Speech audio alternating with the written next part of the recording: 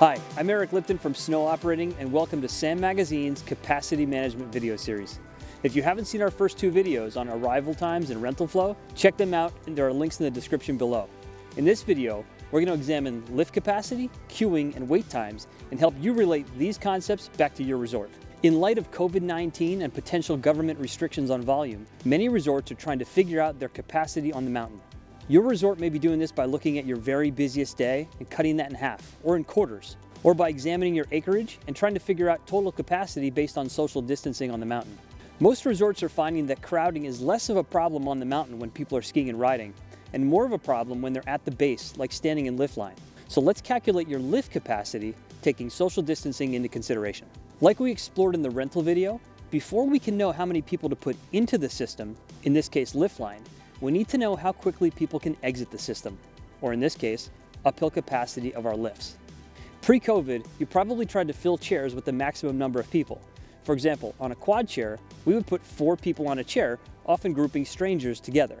Post-COVID-19, you first have to decide what your resort policy will be. Will strangers be allowed to ride the chair together, or will only people who arrive together be allowed to ride the chairlift together? If the policy at your resort is people can ride alone, your quad chairlift is now basically 4 sizes: a single, a double, a triple, and a quad. If you know your peak day average number of skiers per chair in a pre-COVID world, you're ahead of the game. If not, I'll give you a hint. It's probably not the maximum you can fit. For example, on a quad, your average is probably not 4, but if you're actively managing loading on those peak days, you're probably somewhere between 3.5 and 3.8. So let's assume on a peak day, your skiers per chair average is 3.6. If you're forced to run at 50%, your average would be 1.8. If you don't know your pre-COVID skiers per chair, here's what you'll want to do.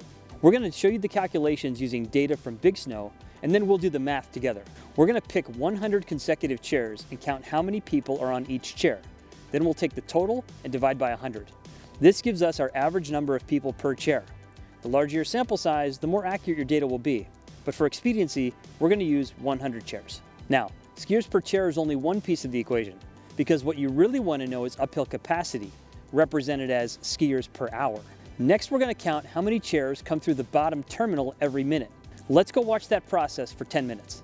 If you have multiple base area lifts, you can do this for each lift to determine your total number of skiers you can move up the mountain per hour, and therefore, how many people you can move out of lift line at 10 a.m. on a peak day.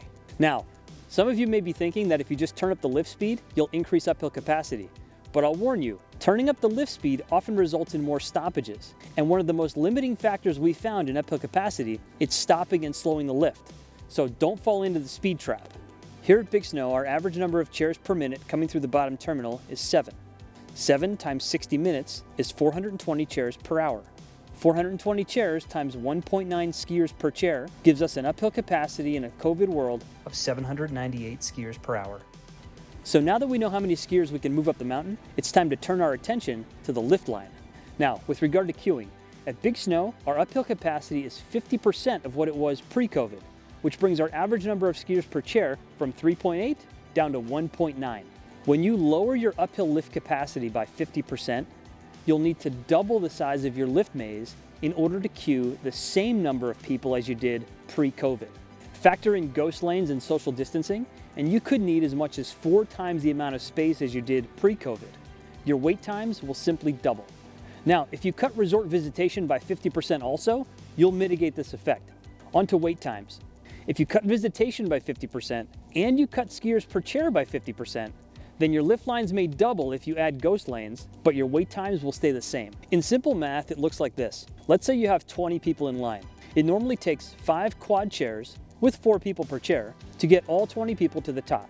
Assuming the chair is moving at the same speed, if you now have just 10 skiers in line and are cutting skiers per chair down to 2, it still takes 5 chairs to get all the skiers to the top. State and local guidelines vary, so your resort may have different parameters than others. But if you understand the basics of determining lift capacity, queuing, and wait times, you'll be better able to formulate an operating plan that's right for your resort. I'm Eric Lipton. Thanks for watching.